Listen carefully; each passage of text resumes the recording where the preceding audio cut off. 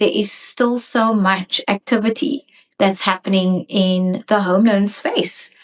And the activity that I've been seeing is a range of property purchases that are happening. Investment property purchases, dream home property purchases, additional investment property purchases to an existing portfolio, so an extension of existing portfolios, and then a myriad of interesting cases that I've come across that I'd like to just share, and hopefully it can enlighten someone that's, preparing for an upcoming application in these different scenarios that I am going to be sharing about. And the first case that I'd like to just touch on is a plot and plan. Usually when you are out shopping for a plot and plan, the questions surrounding when is ground to be broken, when the foundation slabs are going to be laid, and then, of course, when is the projected finished project going to be ready to move into? It are the questions that should surround your decision process when deciding on a plot and plan purchase versus a ready to move into property. Or versus a turnkey where you are not involved as much in the building project, but the developer has kitted out the property and that's sort of where it's headed to. There's no, changing of the architectural plans or anything like that. Plot and plan, it really takes a lot of patience. It takes a lot more extra financial aid and support. Because, of course, while the building is happening, you've got to be servicing your vacant land and then also be covering a rental cost or accommodation cost while you're awaiting your project to unfold. So there's all of these factors that go into your decision process when looking at plot and plans. And I am recently engaging with one specific case at the moment that is involved with the plot and plan process. And it's very, very important that you look at these aspects before going into committing to a full plot and plan purchase. And how I can then guide you as well is the fact that I've had prior experience with securing these finances, these financial facilities that support plot and plan, how they actually work in terms of progress draws, which of the banks are able to give you a grace period within which to repay your building contractual costs and how they schedule that. And then also, work out what your repayments are going to look like. The vacant land, of course, is the first portion that gets dispersed, and that installment will kick off on registration and transfer because, of course, the vacant land is the sale of the actual plot that you're purchasing. And then thereafter, the building project will then commence and the banks schedule their payments and disbursements in 6 draws. And usually there are a few banks that I work with that are able to just have you service the interest, of the draws that are happening thereafter.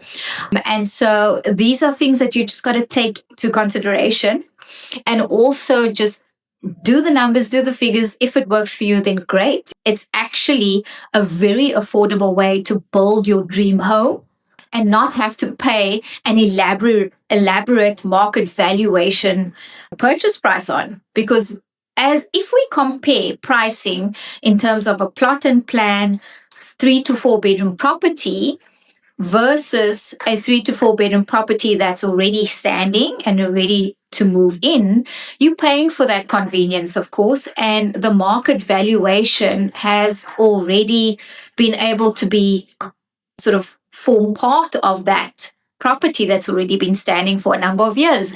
And so you are paying a higher fee instead of looking at building your own property from scratch.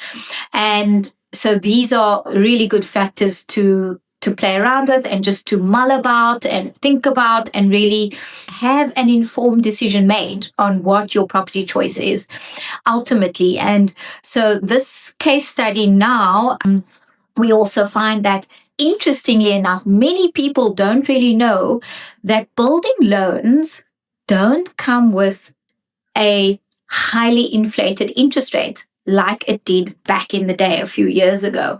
We're actually finding that the banks are pricing these home loans or building loans in a very competitive way. The same way, in fact, that a ready standing move-in property would be priced. So there's really not those exorbitancy costs in terms of higher interest rates being charged. And this is a great change up in the marketplace at the moment, because it's actually encouraging people that wish to build their property to go ahead with that plan and not be wary about the pricing or the interest rate that the banks are going to consider. And so this is something that's quite rocked that particular marketplace and encouraged clients that are considering plot and plans for their dream home builds. And then also another thing is that you can actually forward me, because this is an additional service that I do assist with and guide clients, especially if you're a first-time buyer going into your very first plot and plan purchase.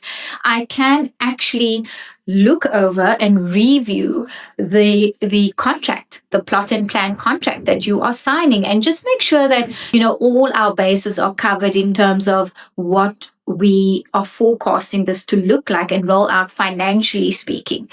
And so this is something that, because I've been around the block a few times in these scenarios, I'm able to bring my expertise to the table, and at no additional cost to you, to look over these terms and conditions in those contracts that you are about to sign off for your plot and plan. So this is something extra that I take my time with, making sure that there are no nasty surprises. There are some surprises that will happen. Yes, there are delays in building in general, weather patterns, materials that are delayed, etc.